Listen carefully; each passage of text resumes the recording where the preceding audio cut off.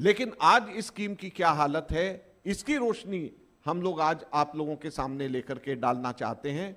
और ये सीएजी की रिपोर्ट में आया है, वहां से हम लोगों ने इसको निकाला है, और वो सीएजी की रिपोर्ट में आया है जो 14 में से एक सीएजी रिपोर्ट में ये है, लाडली स्कीम के बारे में खुलासा किया है सीएजी ने, जिसके ऊपर केजरीवाल बैठ गए, जिसको वो विधानसभा के अंदर पेश नहीं होने दे रहे। और ये इतनी महत्वपूर्ण बात को इसी वजह से ये लोग दबा रहे हैं।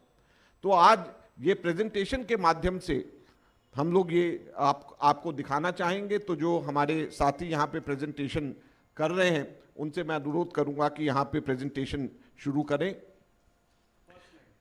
ये है आपके पाप बच्चियों के साथ अन्याय। ये देखिए, ये 2008-9 में जब शुरू हुआ था, ये है रजिस्ट्रेशन एट बर्थ। जैसे इस स्कीम के दो हिस्से थे कि एक तो जैसे ही बच्ची पैदा हो उस वक्त रजिस्टर करके उसको पैसे दिए जाएं, और दूसरा ये था कि जो बच्चियां रजिस्ट्रेशन के टाइम के ऊपर अगर मान लीजिए उसको पैदा होने के टाइम पे रजिस्ट्रेशन नहीं करवा पाए, तो जैसे ही फर्स्ट क्लास या फिफ्थ क्लास में बच्ची वो जाती है उस टाइम के ऊपर उसकी रजिस्ट्रेशन करा जा सके। तो ये रजिस्ट्रेशन एट बर्थ या बाद में रजिस्ट्रेशन, दो अलग अलग इसके अंदर तरीके से करा जाता था। और ये दोनों की स्लाइड्स हम दिखाएंगे, अभी इसको हम देखते हैं।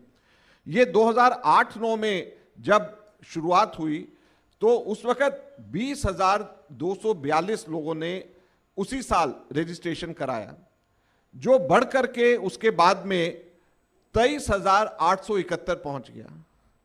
अब ये गिरते गिरते 2019 के अंदर आप देखिए ये 6,299 रह गए, और 2020-21 के अंदर जो सीएजी ने कहा है ये मात्र 3,153 सिर्फ रह गया। आप देखिए कि कहां पे ये 23,000 था और कहां पर ये मात्र 3,153 रह गया है। ये बच्चियों के साथ में इन लोगों ने बच्चियों का हक छीना है।